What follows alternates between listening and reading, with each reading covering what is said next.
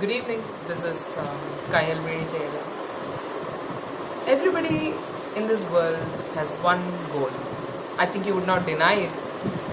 There's only one goal for everybody to take up or to go into any kind of profession or do something.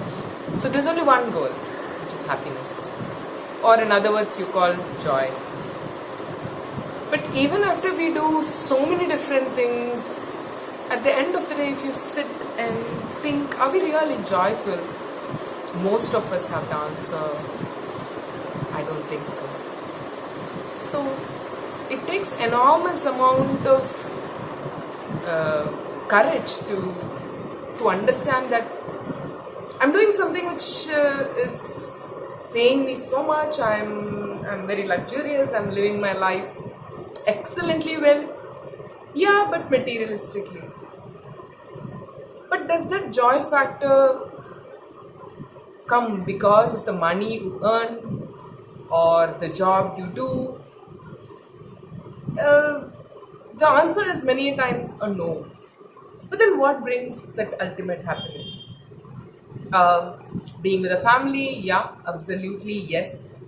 But can you be with the family all the time, doing no work, but then who will pay you for your food and shelter? Right? So there's some kind of earning which is required.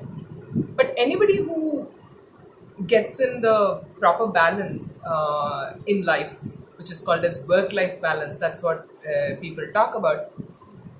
But I've heard few people saying these words like um, you work your life and live your work. Okay, so all this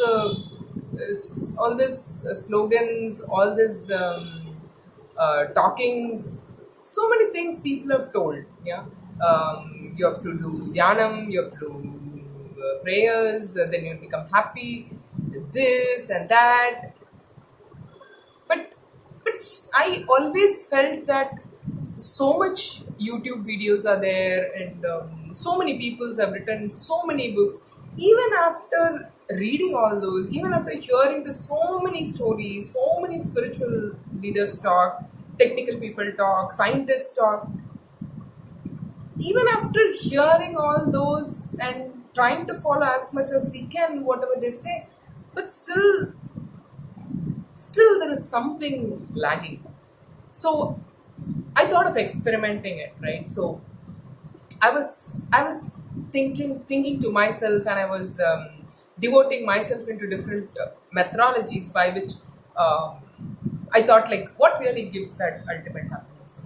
So whenever we went into some kind of problem and we go to some kind of godly person, and we talk to them, so they give a lot of courage words, and yeah, that's very momentary, but it's not there within us for so long. So God is there, prayers are there, but still, even after so many belief systems, so many motivational speakers, there's still something lagging, basically.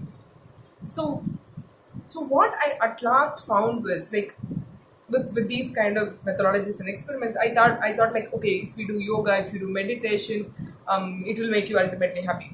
Yeah, again, there is some limit by which I can do, and then I have again to go back to work, and because I have to earn my bread and butter. God had given you, or nature have given you, such a beautiful brain with which you have to live, right? So to earn and be happy, whatever.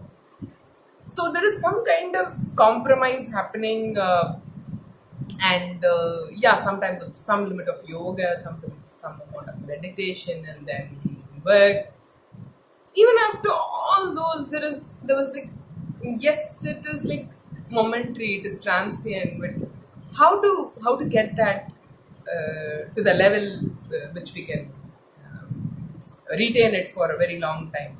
So, but at the end of the day, we were doing so many different things, and when we go to a completely spiritual process, thinking that it was giving some kind of happiness for some amount of time in order to extend it, So we tend to go to that path, and then the rules are very strong there. If you go to some kind of ashram, be there, live the life there, and then it's so much of rules and regulations. Again, we are not that mature to go fit in there as well.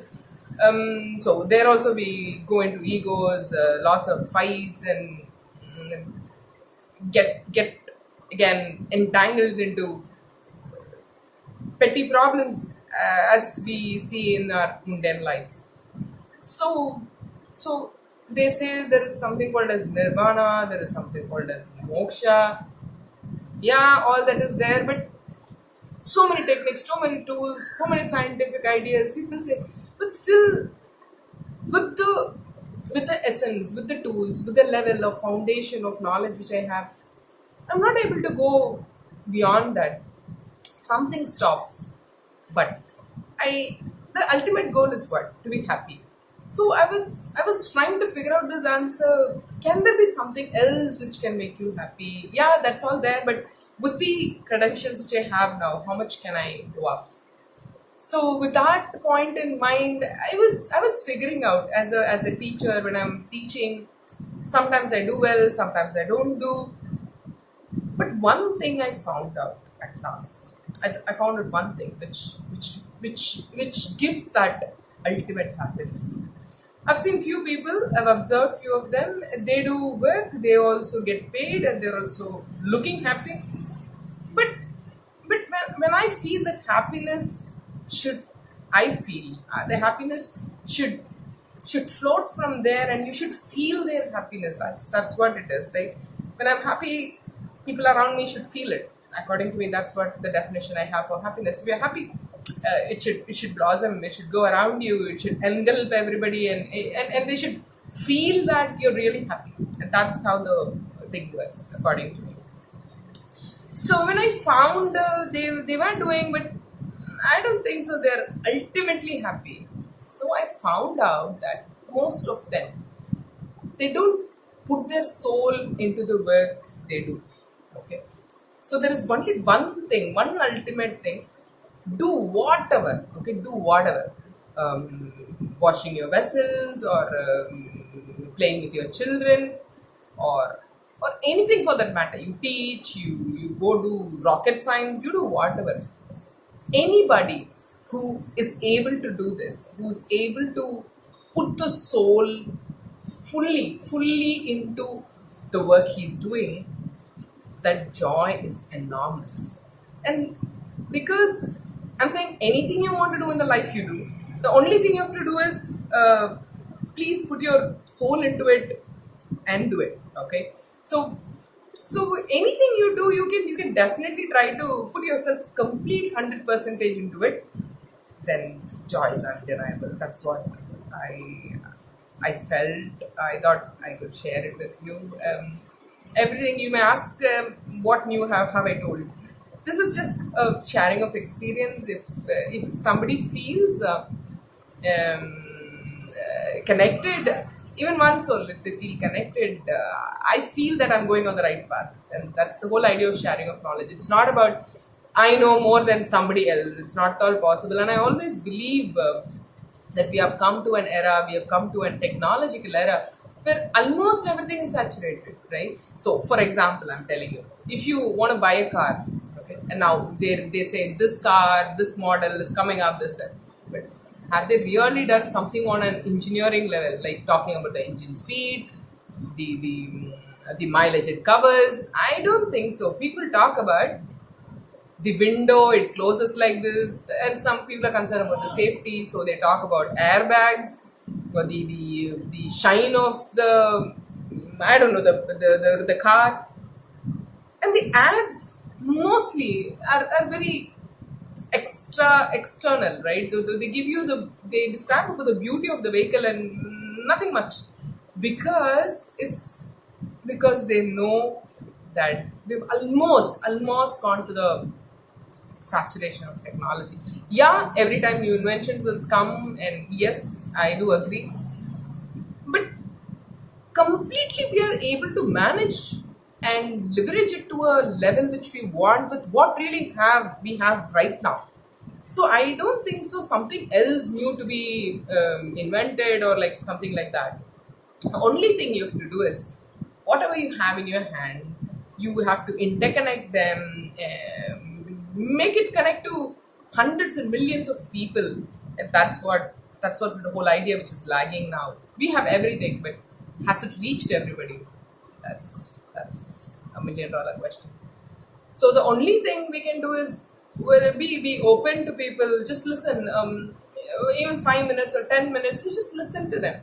Maybe it's not that worth they talk, but at the end of the day, everybody tries to say something new. But at the end of the day, maybe the presentation, the way they say, maybe it's different. But most of the content, if you say it is existing for so long ago. What Mahabharata didn't say and what Ramayana didn't say, it's all about how do you interpret. People say it's wrong, it doesn't exist, or whatever. But what do you infer from it? At the end of the day, that's what matters. So thank you so much for hearing to me, and we'll join up for another session. Bye.